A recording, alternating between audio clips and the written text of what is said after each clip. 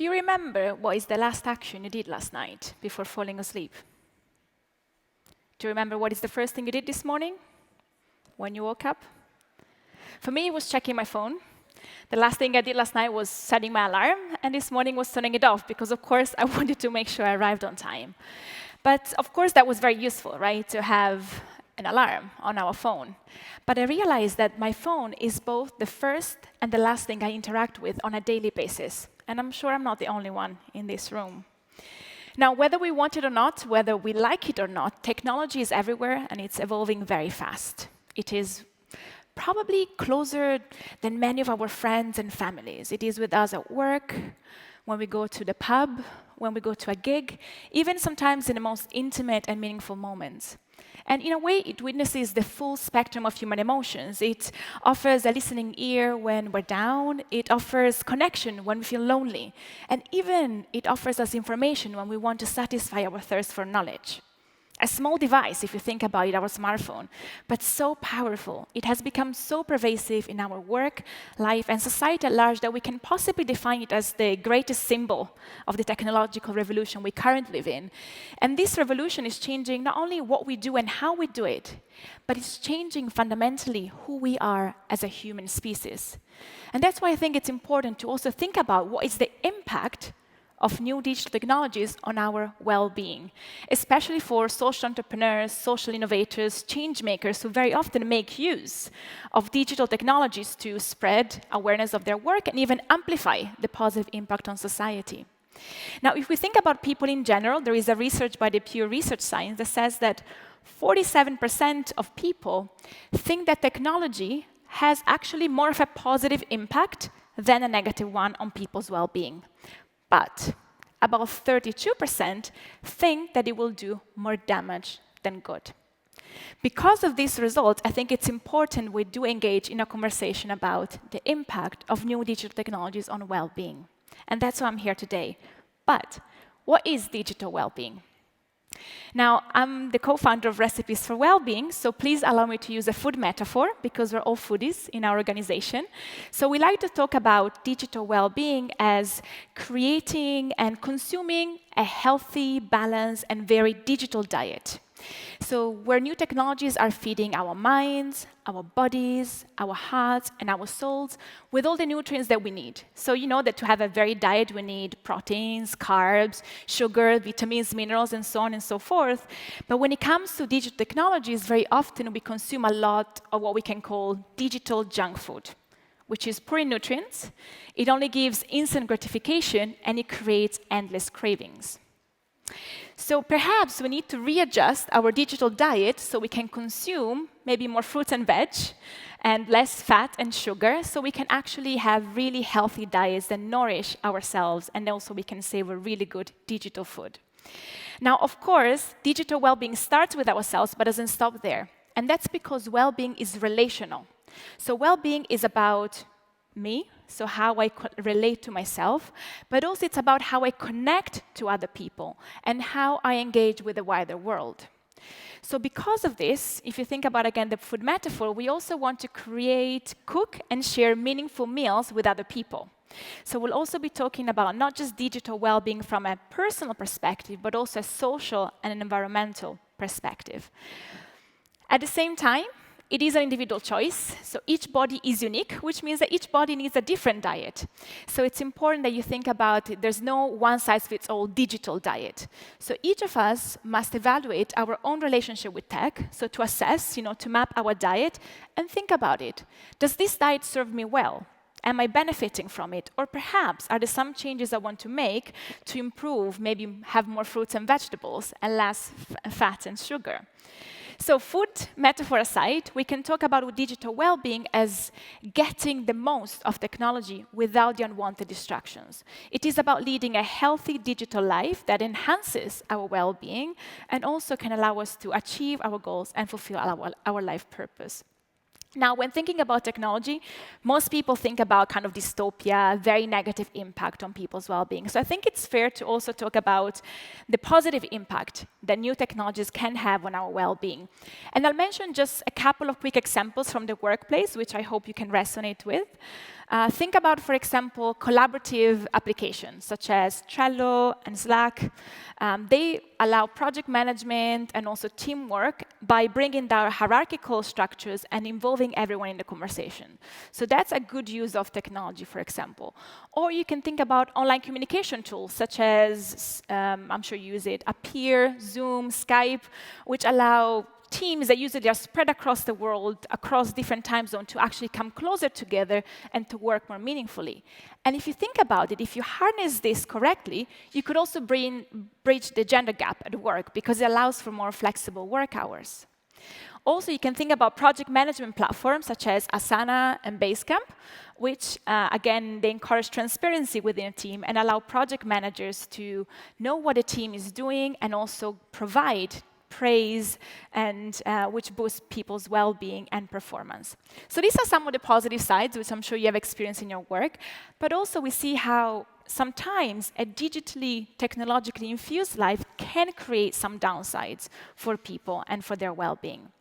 For instance, the American Psychological Association reports that over half of employed adults, this is in the US, check their phone at least once a day during the weekend, before and after work during the week, and even when they're sick. And almost half of employed adults also do this when they're on holiday. So you can see how technology, because it's so pervasive, it can have actually an impact on our well-being and our performance, especially because we're not used to this kind of 24/7 connectedness, so we don't know how to cope with these new digital technologies. And that's why we want to talk about this. So what can we do?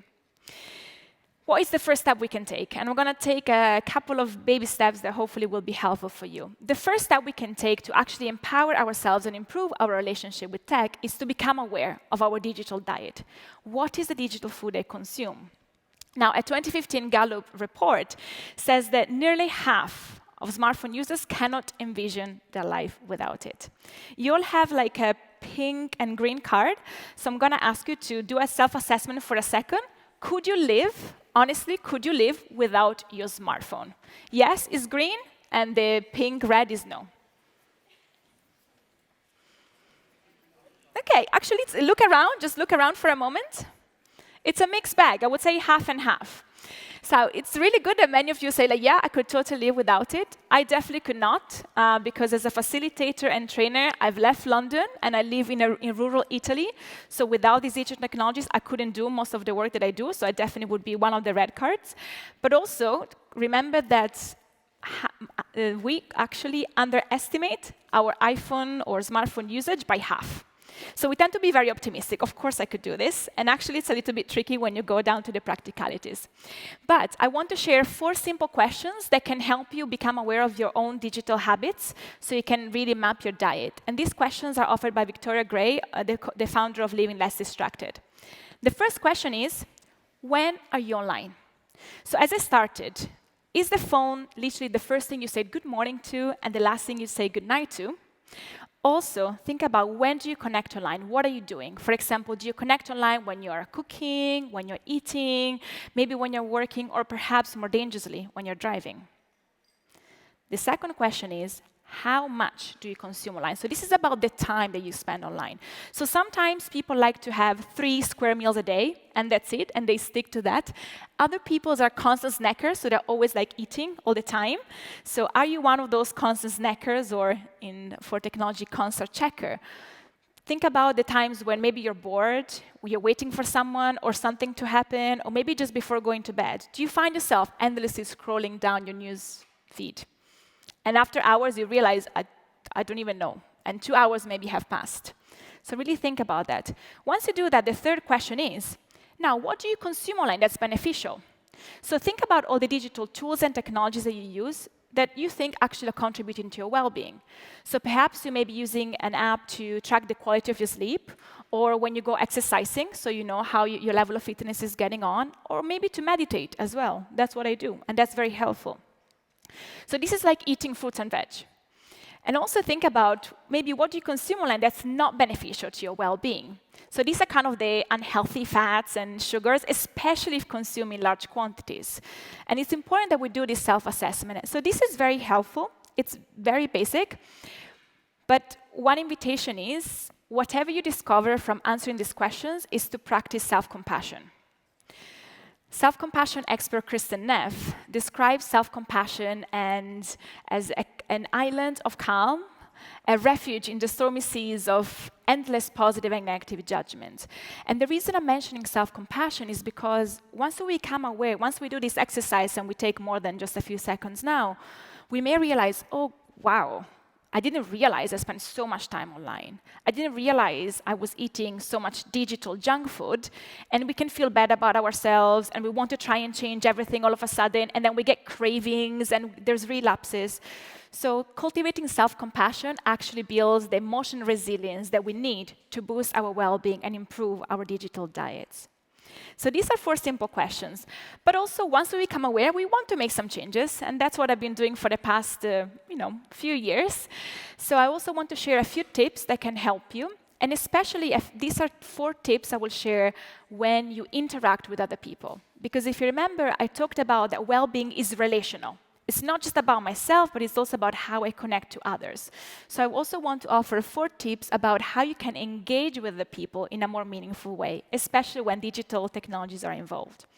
Now, the first tip is, don't replace face-to-face interactions.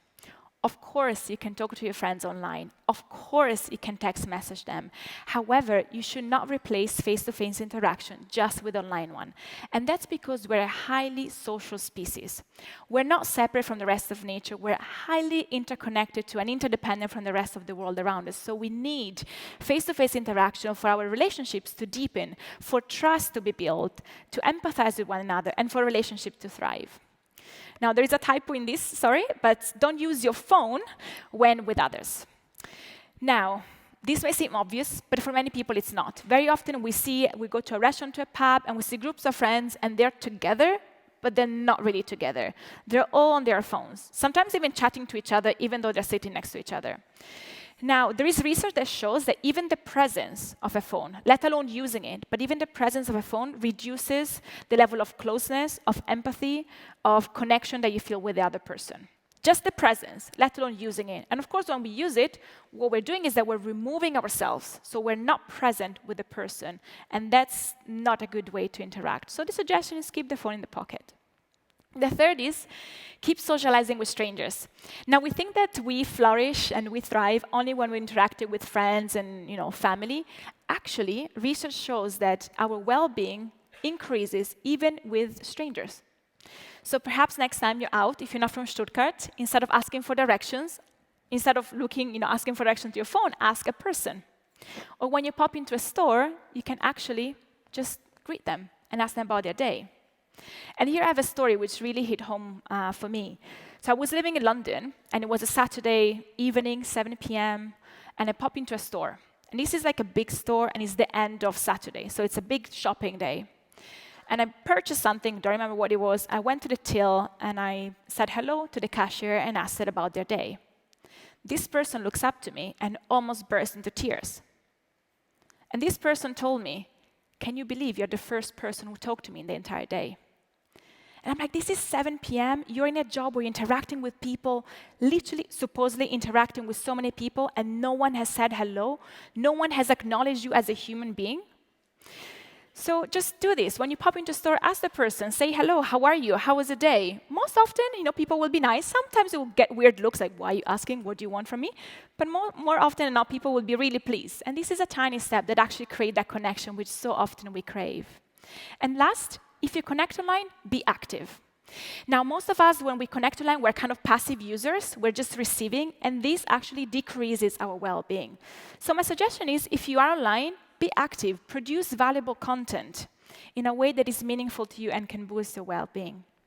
So these are 4 tips, but I invite you to check out our website, recipesforwellbeing.org, because on this website we have over 100 of what we call recipes for well-being. So these are activities to boost individual and team well-being, mental emotional, physical, spiritual, and of course, digital well-being.